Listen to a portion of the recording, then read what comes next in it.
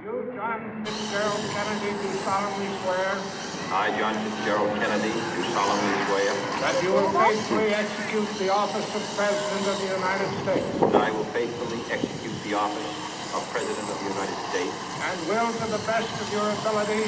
And will, to the best of my ability. Preserve, protect, and defend the Constitution of the United States. Preserve, protect, and defend the Constitution of the United States. So help you God.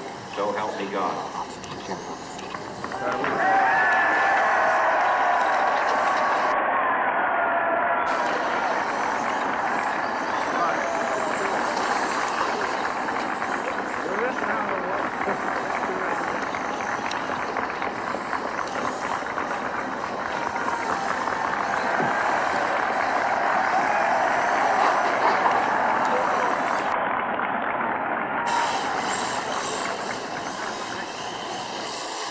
Vice President Johnson, Mr. Speaker, Mr. Chief Justice, President Eisenhower, Vice President Nixon, President Truman, Reverend clergy, fellow citizens.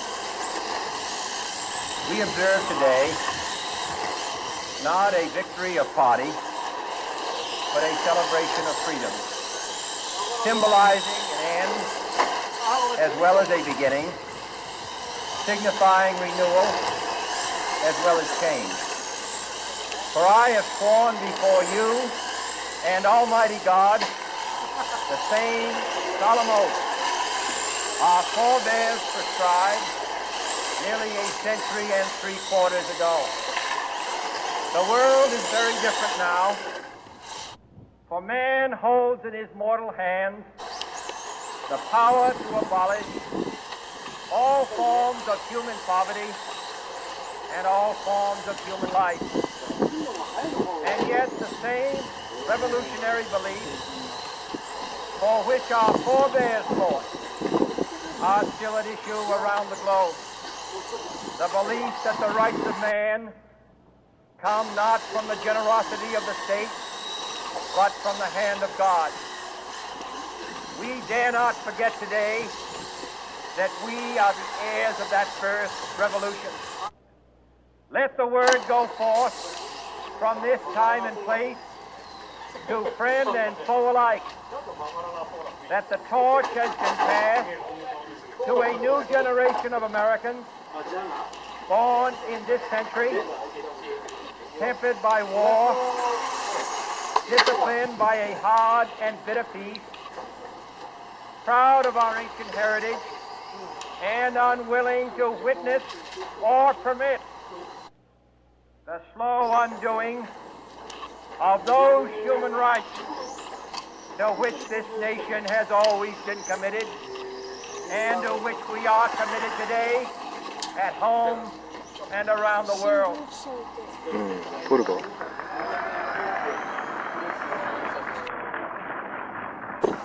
Let every nation know, whether it wishes us well or ill, that we shall pay any price, bear any burden, meet any hardship, support any friend, oppose any foe, to assure the survival and the success of liberty.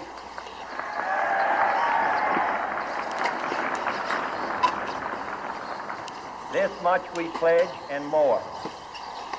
To those old allies whose cultural and spiritual origins we share, we pledge the loyalty of faithful friends. United, there is little we cannot do in a host of cooperative ventures. Divided, there is little we can do, for we dare not meet a powerful challenge at odds and split asunder. To those new states whom we welcome to the ranks of the free, we pledge our word that one form of colonial control shall not have passed away, merely to be replaced by a far more iron tyranny. We shall not always expect to find them supporting our views, but we shall always hope to find them strongly supporting their own freedom, and to remember that in the past, those who foolishly sought power by riding the back of the tiger ended up inside.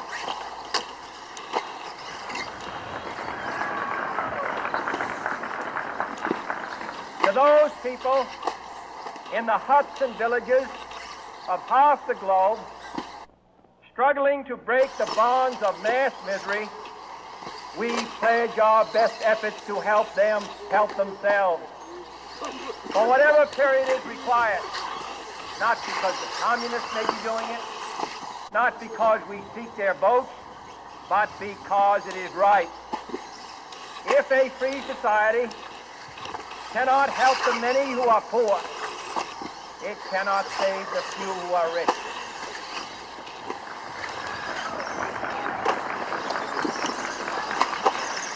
To our sister republics south of our border, we offer a special pledge to convert our good words into good deeds, in a new alliance for progress, to assist free men and free governments in casting off the chains of poverty.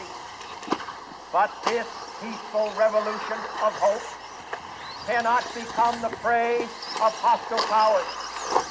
Let all our neighbors know that we shall join with them to oppose aggression or subversion anywhere in the Americas. And let every other power know that this hemisphere intends to remain the master of its own house.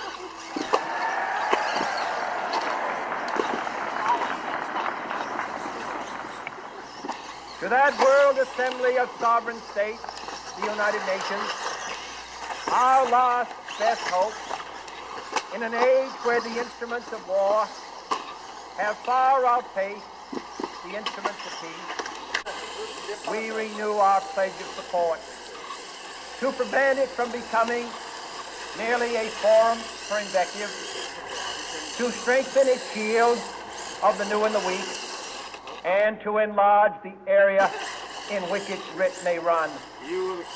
Finally, to those nations who would make themselves our adversary, we offer not a pledge, but a request that both sides begin anew the quest for peace.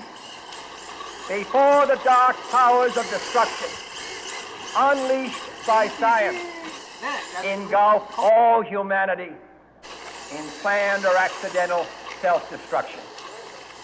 We dare not tempt them with weakness, for only when our arms are sufficient beyond doubt can we be certain beyond doubt that they will never be employed. But neither can two great and powerful groups of nations take comfort from our present course, both sides overburdened by the cost of modern weapons, both rightly alarmed by the steady spread of the deadly atom, yet both racing to alter that uncertain balance of terror that stays the hand of mankind's final war. So let us begin anew, remembering on both sides that civility is not a sign of weakness, and sincerity is always subject to proof. Let us never negotiate out of fear, but let us never fear to negotiate.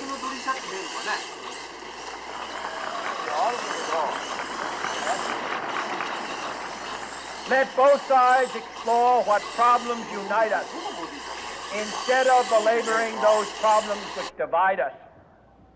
Let both sides, for the first time, formulate serious and precise proposals for the inspection and control of arms, and bring the absolute power to destroy other nations under the absolute control of all nations.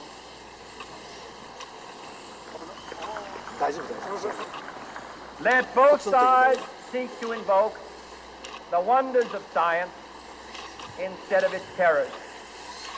Together, let us explore the stars, conquer the desert, eradicate disease, tap the ocean depths, and encourage the arts and commerce. Let both sides unite to heed in all corners of the earth the command of Isaiah to undo the heavy burdens and let the oppressed go free. And if a beachhead of cooperation may push back the jungle of suspicion, let both sides join in creating a new endeavor, not a new balance of power, but a new world of law, where the strong are just, and the weak secure, and the peace preserved. All this will not be finished in the first 100 days, nor will it be finished in the first 1,000 days, nor in the life of this administration, nor even perhaps in our lifetime on this planet. But let us begin.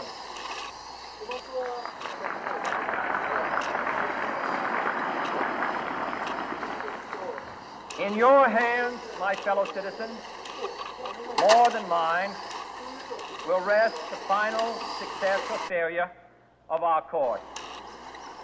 Since this country was founded, each generation of Americans has been summoned to give testimony to its national loyalty. The graves of young Americans who answered the call to service surround the globe. Now the trumpet summons us again, not as a call to bear arms, though arms we need, not as a call to battle, though in battle we are, but a call to bear the burden of a long twilight struggle, year in and year out, rejoicing in hope, patient in tribulation, a struggle against the common enemies of man.